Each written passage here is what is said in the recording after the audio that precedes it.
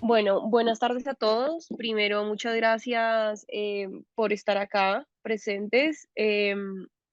Hoy vamos o bueno, los voy a acompañar y a llevarlos un poco por este tema, que es la responsabilidad social corporativa, que si bien es un tema que viene hablándose hace un tiempo, unos 10 años, de un tiempo para acá tiene un protagonismo bastante amplio y vamos a ver cómo un elemento que surge como desde un ambiente súper positivo puede ser o un potenciador o un elemento como erróneo en el uso de una marca. Entonces, es la responsabilidad social corporativa desde el branding, digamos, desde la imagen de las marcas y cómo pueden hacer las marcas para hacer uso de esta, digamos que de una manera responsable y útil. Eso es lo que vamos a hacer el día de hoy en Perfecto. estos 45 minutos que tenemos. Bueno, mi primera recomendación antes de empezar es que por favor se anoten sus preguntas, porque muchas veces pasa que por ahí se genera una duda, pero avanza la charla y quizás luego bueno, nada, se distraen y al final no tenemos ninguna duda. Pero está bueno que aprovechen porque esto es algo que desde cualquier ambiente o desde cualquier aspecto puede ser muy útil.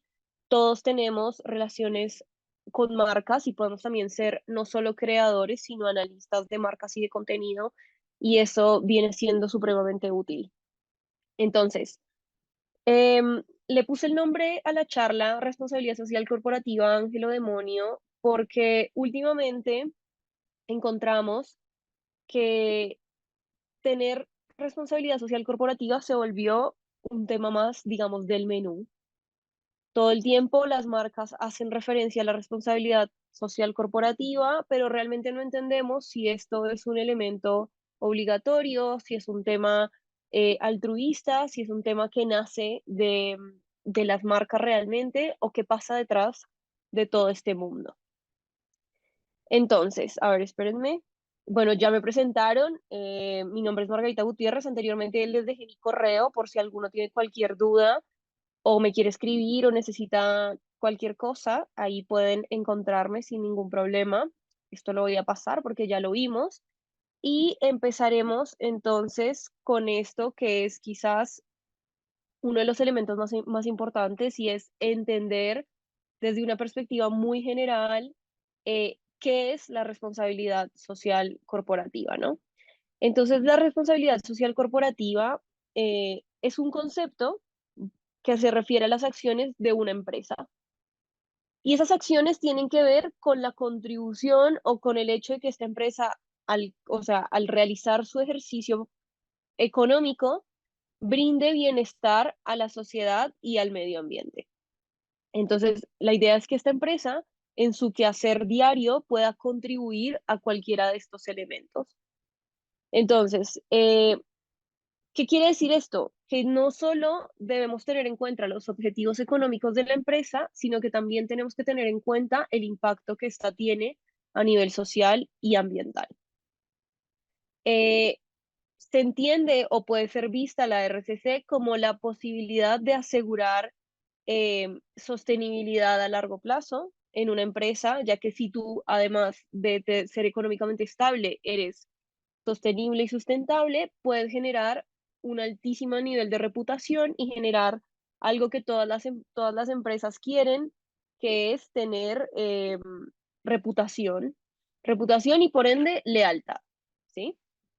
Entonces, importante que entendamos que la RSC es el conjunto de estos tres elementos. El planeta, que lo entendemos como el medio ambiente, las empresas, que normalmente se basan en una reputación y una rentabilidad, y las personas, que es lo que entendemos como la sociedad o el bienestar social.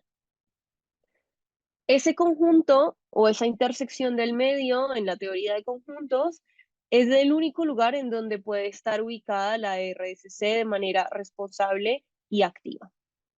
¿Listo? Entonces,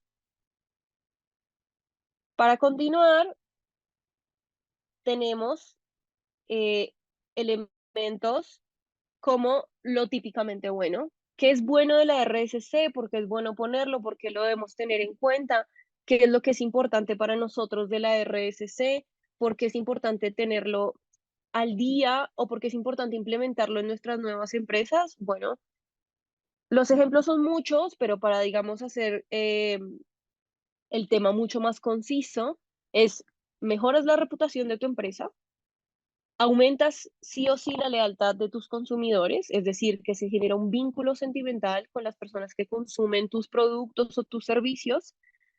Reduces los costos a largo plazo porque minimizas el impacto ambiental. Normalmente para minimizar el impacto necesitas reducir materiales, reducir la carga de producción, inclusive reducir temas como de personal, por ejemplo.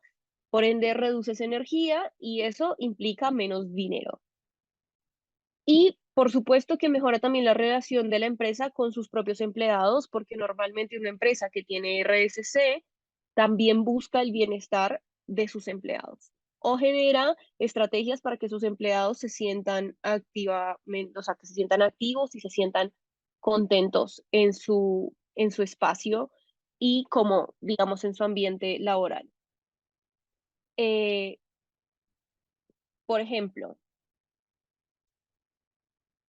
ahora, es importante entender que la RSC, además de tener los ejes que miramos antes, se desarrollan otro tipo de ejes que, o sea, sucumben o están dentro de estos grandes conceptos, eh, elementos que vamos a dar. Pero entonces, ¿qué es importante entender? Uno, los ambientales, que quizás son, y los ambientales y los sociales, que son los protagonistas, digamos los que teníamos ahorita en nuestros grandes círculos, estos conjuntos de datos, o en este conjunto que decíamos que solo podía existir ahí la RSC, pero luego tenemos unas implicaciones también morales y legales, porque esto empieza a formar parte de ese escenario que parecía tan fácil de entender desde el punto de vista ambiental y social. Entonces, si una empresa está comprometida desde lo social o lo ambiental, entonces ya puede tener RSC. Pero ¿qué pasa? Que existe un contexto más allá de lo netamente ambiental y lo netamente social. Nuestra sociedad y nuestro ambiente funciona y se inscribe en un montón de sistemas que hemos creado como seres humanos que normalmente tienen implicaciones de dos tipos, o morales o legales. Las legales básicamente son todas aquellas acciones que bajo el marco legal no son convenientes o estás obligado a corregir o a tener debido a leyes, básicamente, que nos hemos inventado nosotros mismos para funcionar este sistema, y morales, que es un tema mucho más ético y de lo correcto y lo incorrecto, digamos, un tema un poco más filosófico, más abstracto. Entonces, si tenemos estos cuatro ejes, sería más complejo empezar a, o sea, a categorizar qué es la RSC, o cómo debemos utilizarla o cómo debe ser utilizada para que pueda ser correcta, digamos, moralmente correcta, que sea legal, que tenga un buen impacto ambiental, que tenga un buen impacto social, ¿cierto? Entonces, empiezan a pasar temas como estos, diferencias entre la ética y la moral, porque es moralmente correcto, pero éticamente incorrecto, o cuál es la diferencia, y empiezan a pasar preguntas como esto, aquellas empresas que tienen responsabilidad social corporativa, ¿realmente tienen algún rasgo de altruismo en su acción? Y la verdad es que es un poco complejo de decir, pero para eso tenemos que tener claro la diferencia entre lo ético y lo moral. Entonces, la ética la podemos entender como el estudio y la reflexión sobre la moral y es el elemento que imparte siempre ciertas reglas de conductas que son impartidas o aplicadas a alguna organización o sociedad. Entonces, simplemente podemos entenderlo como la interpretación de lo que moralmente es correcto y aplicado tanto a la sociedad como a la organización. Mientras que la moral se refiere a unas reglas de conducta que se aplican a un grupo determinado y sus acciones relativas, es decir, es aquello que catalogamos de bueno, de malo, de aceptable, de correcto, de incorrecto, pero como pueden ver, son determinadas desde cierto grupo y sus acciones, mientras que la ética llega a un punto más amplio. Hablamos de organizaciones o sociedades. Entonces, si pasa esto y si tenemos estos elementos ahí, podemos hablar de que existe realmente un tema altruista, de que una empresa eh, por decisión propia quiere tener RSC, que lo que busca es tener un menor impacto ambiental o tener una responsabilidad social muy, muy desarrollada y hacerse cargo de, no sé, comunidades enteras, por ejemplo. Bueno, la respuesta a esto, lastimosamente, es muy empresarial y es no. Normalmente, una empresa que contiene RSC, lo que busca es pertenecer a una moda que le va a brindar elementos más poderosos o eh, pertenecer a un elemento legal como es la posibilidad de la rebaja de impuestos cuando eres perteneciente o cuando tienes lugar en este espacio de RSC. Sin embargo, y ya que existe, ¿qué podemos hacer para que estos elementos sean útiles, viables, responsables y correctos, tanto legal como moralmente? Y que su impacto sea verdaderamente positivo. Es muy fácil. Es muy, muy, muy importante que lo que se comunica sea coherente con las acciones de la empresa. Si no existe un problema, que es que va a haber 100% de probabilidades de incurrir en greenwashing. Y el greenwashing simplemente lo podemos entender como un fenómeno que se ha venido identificando en los últimos años, como el lavado verde, viene claramente del blanqueo de dinero, y lo que hablamos es de estos elementos en los que a partir de una imagen verde o de una comunicación verde o de inclusive ciertas acciones internas empresariales verdes.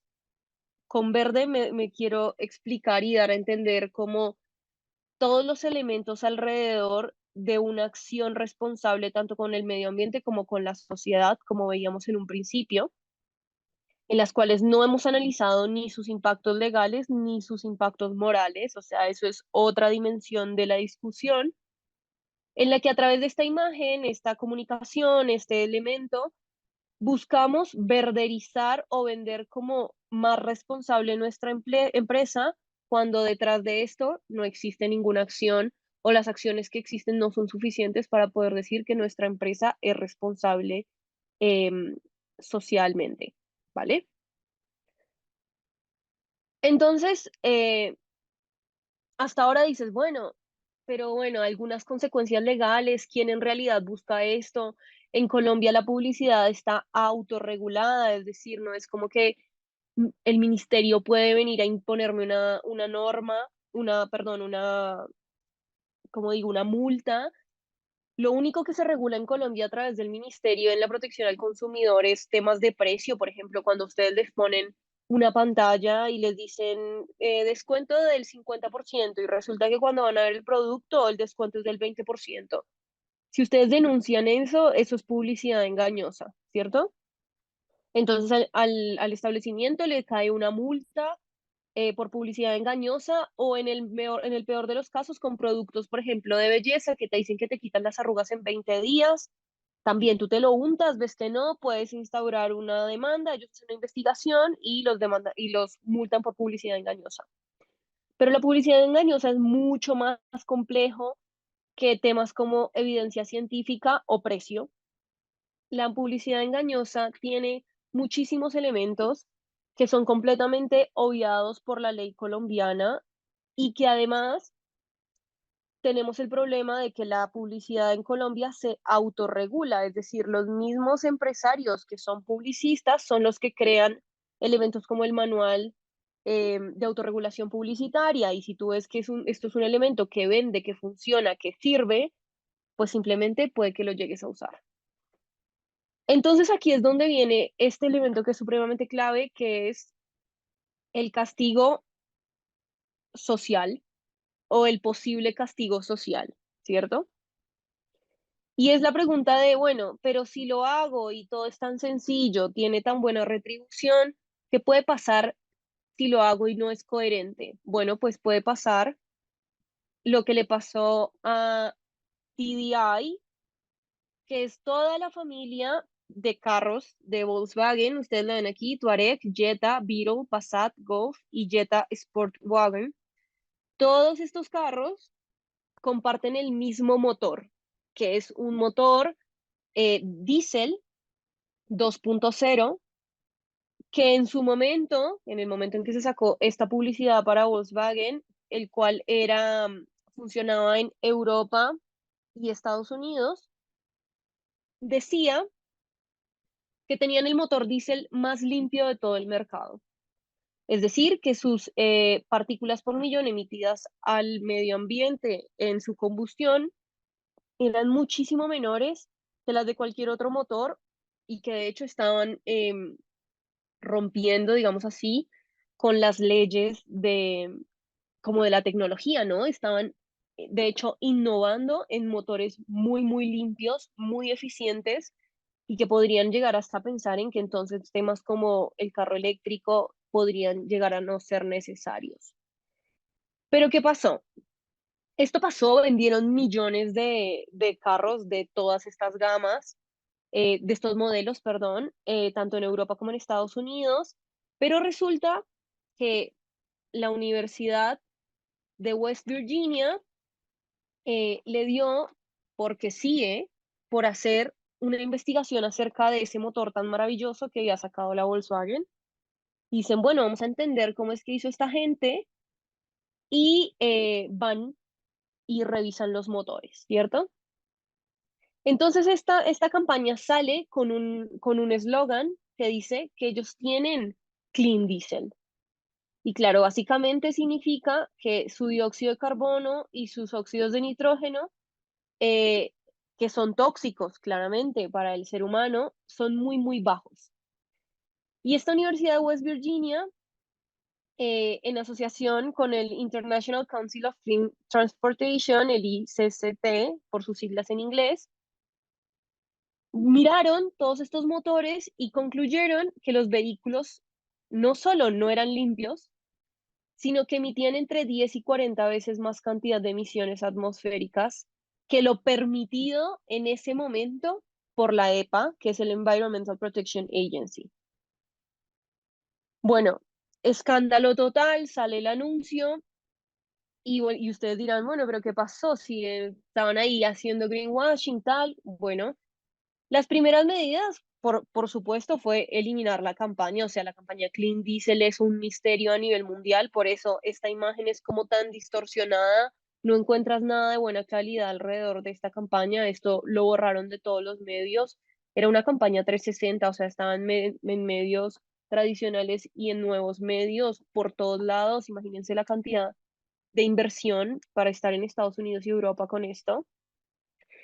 Entonces se elimina la campaña, reciben de manera inmediata, o sea, recién sale el artículo, 1.400 denuncias, la mayoría de inversores privados e institucionales, porque muchas empresas habían comprado este tipo de vehículo porque era limpio, y reclamaron casi 2.000 millones de euros en compensaciones. Entonces, ahí ya 2.000 millones de euros que te tocaban pagar, más toda la plata que perdiste de la campaña, más todo el desprestigio, y lo más importante, eh, el castigo social que presentó la marca en el siguiente año es que sus ganancias se redujeron 86%. Así que en el 2015 les tocó asumir el arreglo de todos los carros para volverlos mínimo o sea, con las garantías de la EPA, y eso les costó 6.200 millones de euros. Y además, pagar la multa impuesta por la EPA, que fue inicialmente tasada en 18.200 millones de dólares. Entonces, ahí a grandes rasgos, pueden ir sumando 18.200 millones de dólares, 6.200 millones de euros y 2.000 millones de euros. Todo esto tuvo que desembolsar la marca de un momento a otro por haber dado información y publicidad engañosa que por casualidad esta universidad le dio por revisar y se dio cuenta que era incorrecta. Entonces, hasta aquí suena terrorífico, ¿no? Uno dice, bueno, no, terrible, pero algo de bueno tiene que tener, y si no, ¿por qué todo el mundo lo hace? Porque todo el mundo quiere estar como en esta movida, si realmente es tan riesgoso y es tan difícil ser como responsable corporativamente y ambientalmente y socialmente y además tener lo que decir, comunicarlo. Bueno, resulta que la RSC, como muchas cosas hoy en día, como por ejemplo la inteligencia artificial, el mundo healthy y fit, los robots, el TI, no sé, data science, todos estos elementos que son hoy en día son una tendencia. Las tendencias, cuando son utilizadas por las marcas, hacen que la gente o los grupos sociales que se sienten identificados por estas tendencias sientan que la marca está cercana a ellos y por tanto tu marca por lo menos va a ser tenida en cuenta y recordada.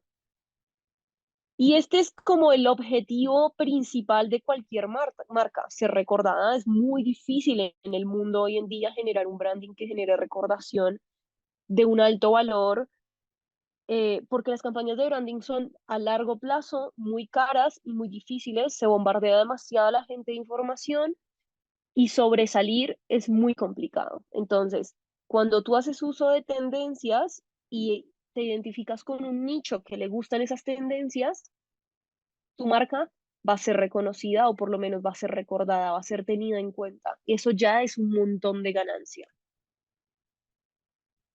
¿De qué depende que esto pase? De lo cierto que sea lo que estás comunicando, ¿no? ¿Por qué les digo esto?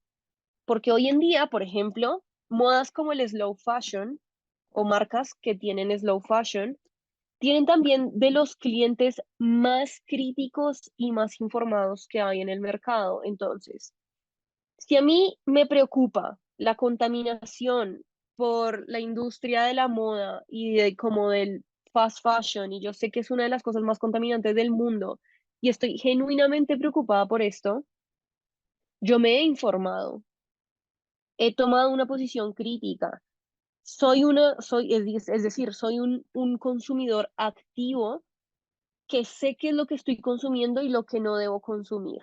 Entonces, si una marca, por ejemplo, de ropa, de moda, se lanza al mercado como una marca de slow fashion y resulta que van y miran y la marquilla dice que está cosida, no sé, en Tailandia, probablemente la sentencia social de esta marca sea gravísima. Y en ese nicho de mercado que realmente es pequeño, lo van a castigar socialmente muy fuerte y no se sabe si van a poder salir de ahí. Entonces, por eso es importante que la veracidad sea, o sea, que sea real, que lo que yo estoy diciendo y lo que estoy prometiendo y lo que estoy comunicando sea cierto. Que si la gente entra y busca, puedan ver que, no sé, que mi ropa se cose en Colombia con manos responsables y que además se pagan salarios dignos y que ropa de buena calidad que te va a durar, no sé, entre 1 y 5 años en tu armario, etcétera, etcétera, etcétera. O sea, todos los ítems que una persona está interesada en saber. Lo mismo, por ejemplo, con un ejemplo ambiental. Si yo soy una persona que estoy preocupada por el número de emisiones que causa el medio ambiente y me compro un carro de estos, por ejemplo, pensando que estoy reduciendo mis emisiones y me pasa algo como de esto, seguramente esa persona nunca más en su vida va a pensar en Volkswagen como una opción para ellos. Y es más, el voz a voz de esto va a seguir creando consecuencias. Entonces, esta recordación, o sea, qué tan positiva o qué tan negativa sea, depende netamente de la veracidad, eh, y va a ser la razón por la que nos recuerden. Es decir, puede ser recordado positivamente o puede ser recordado negativamente. Lo importante es que vas a ser, digamos, recordado. Entonces yo les traigo acá dos ejemplos. Estas dos empresas yo las he estudiado hasta el cansancio, y todavía no encuentro un mejor ejemplo para digamos, realmente poder ilustrar cómo son estas movidas del greenwashing en grandes escalas. Por un lado, tienen Ecopetrol, Energía para el Futuro, la empresa colombiana de petróleos, y por el lado derecho tienen a Naturgy, es la empresa, digamos, que hace la misma actividad que Ecopetrol en España. Es una empresa mucho más grande, mientras Ecopetrol está en 4 países, Naturgy está en 31 países. Naturgy no solo trabaja con petróleo, sino que también trabaja con gas, por eso su nombre o su logo de pronto les suena muy familiar. Nosotros acá tenemos gas natural Fenosa, que sería con quien ellos se asociaron, pero las dos tienen algo en común, y es que desde hace un tiempo tienen la RSC como el elemento de comunicación clave en sus marcas.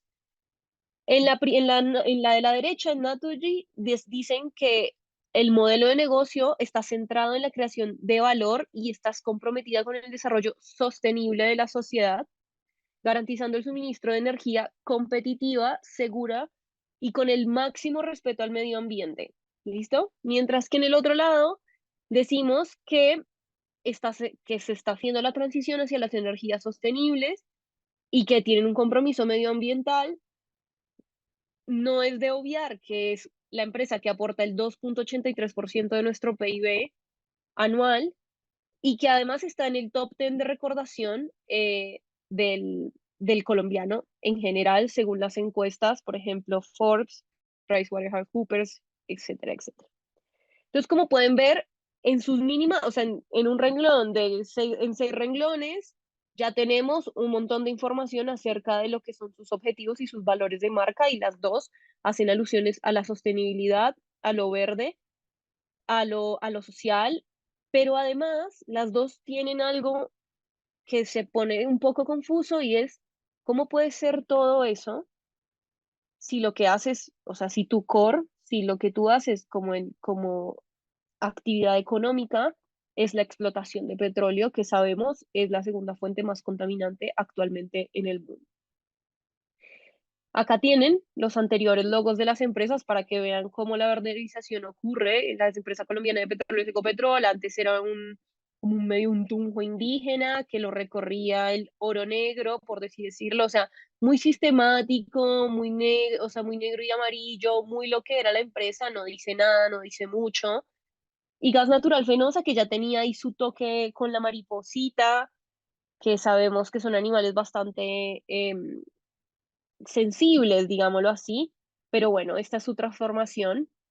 Como ven, la de Naturgy es mucho menos agresiva, la de Ecopetrol es un giro 180 grados, o sea, aquí ya no parece que hubiera nada que ver con el petróleo, la iguana parada ahí sobre el eco, la energía para el futuro, bueno, etcétera. Todos los elementos nos dicen una cosa completamente diferente a lo que se decía en un principio, pero aquí viene lo más interesante.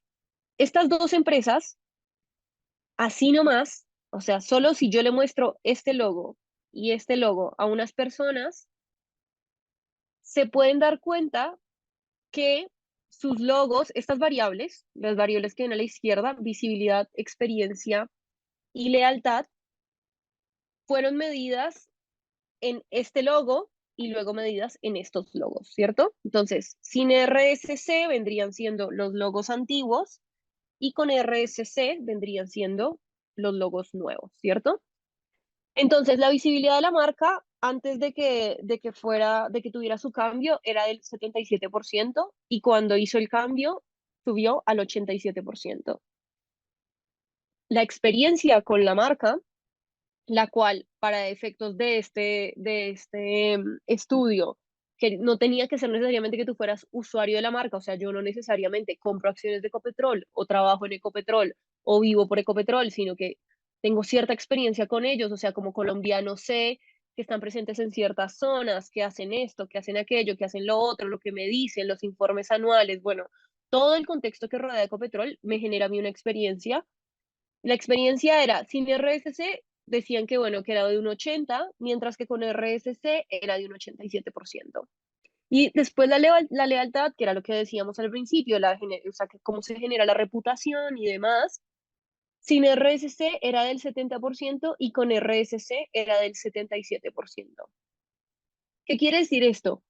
que solo por el manejo de imágenes alusivas a la RSC, o sea, acá no hemos entrado a hacer ningún análisis de si ellos cumplen o no con los criterios para poder tener esta imagen, solo con eso ya incrementaron 7% en tres de las variables más importantes que hay en el mundo para medir como el valor de una marca. Entonces, ¿para una marca vale el riesgo? Por supuesto que lo vale. Incrementar esto por otros medios es supremamente costoso y no se sabe si vas a llegar a un buen fin. Estos son datos extraídos de mi tesis de doctorado, que yo aquí se los pongo como muy, como digamos, de una manera fácil de entender para que ustedes vean cómo se incrementa sí o sí, pero bueno, esto, la visibilidad se midió de una manera específica, la experiencia de una manera específica, la lealtad de una manera específica y se cotejaron los datos con otros elementos que había, digamos, en la tesis. Pero a grandes rasgos, lo importante es ver cómo incrementa 7% solo cuando tú cambias el logo o pones imágenes alusivas a la responsabilidad social corporativa, independientemente de si estás incurriendo en greenwashing o no. Entonces, ¿qué pasa? Que si yo sé que existe este beneficio, que es tan grande, que es un éxito, que me va a ahorrar muchísimo tiempo y probablemente muchísimo dinero, ¿qué se sugiere?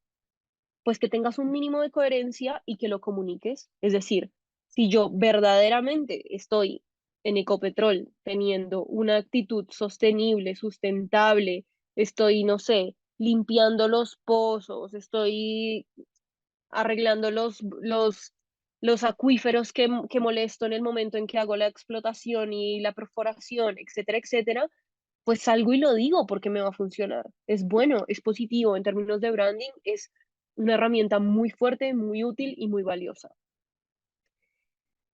Y por supuesto, algo que es muy, muy, muy, muy cierto es que el que nada debe, nada teme.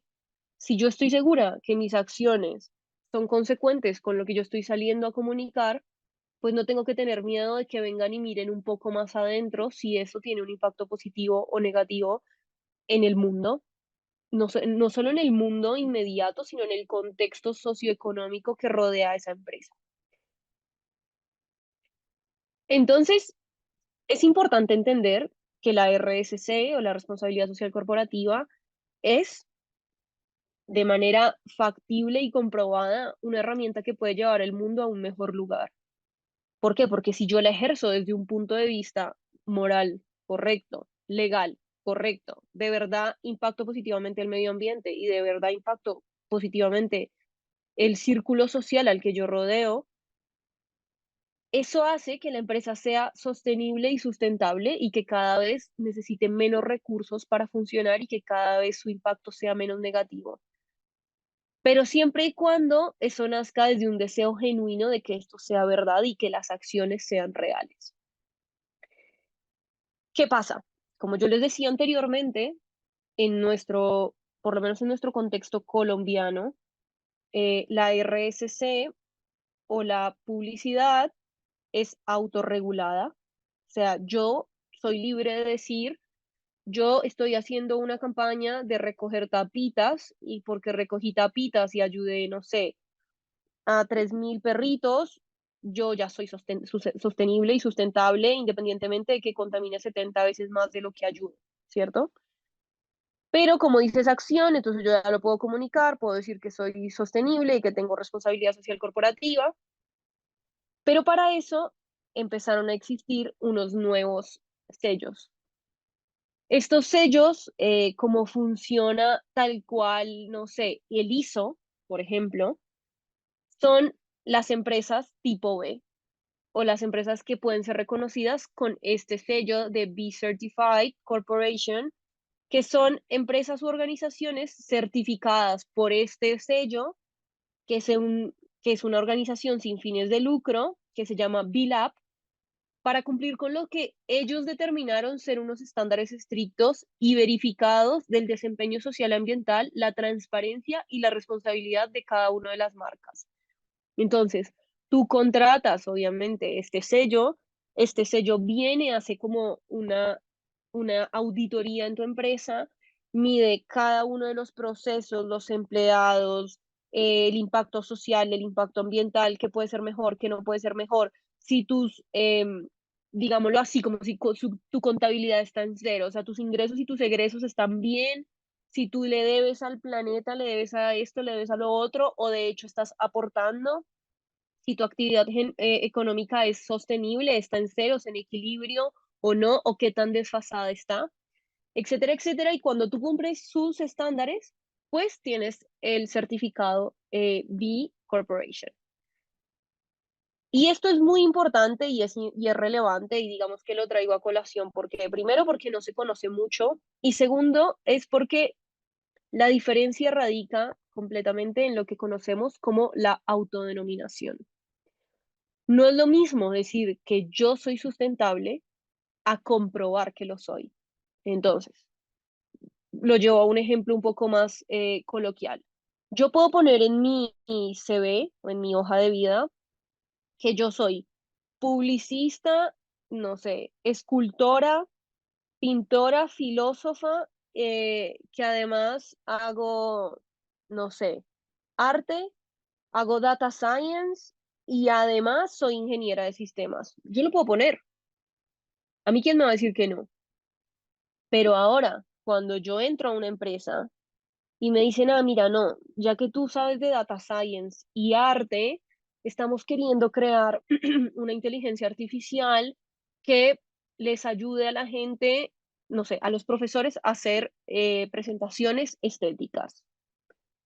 Y si yo, de todo lo que dije, solo era publicista, pues esa tarea me va a quedar muy difícil y mi equilibrio no va a ser bueno. Entonces eso es, yo no me autodenomino, sino que un tercero viene y me, y me certifica como esto que yo estoy diciendo que soy, ¿cierto?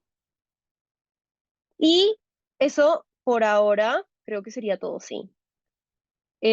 Quisiera saber, obviamente, qué les pareció. Si tienen, por favor, preguntas, que me las digan y aprovechamos en esta reunión para aclararle todas sus dudas que tengan respecto al tema. Voy a dejarles esta pantalla que tiene mis datos y que puedo, mejor dicho, para que puedan tomarlos si requieren, mientras resolvemos dudas, si tienen y si existen. Y nada, muchas gracias por escuchar.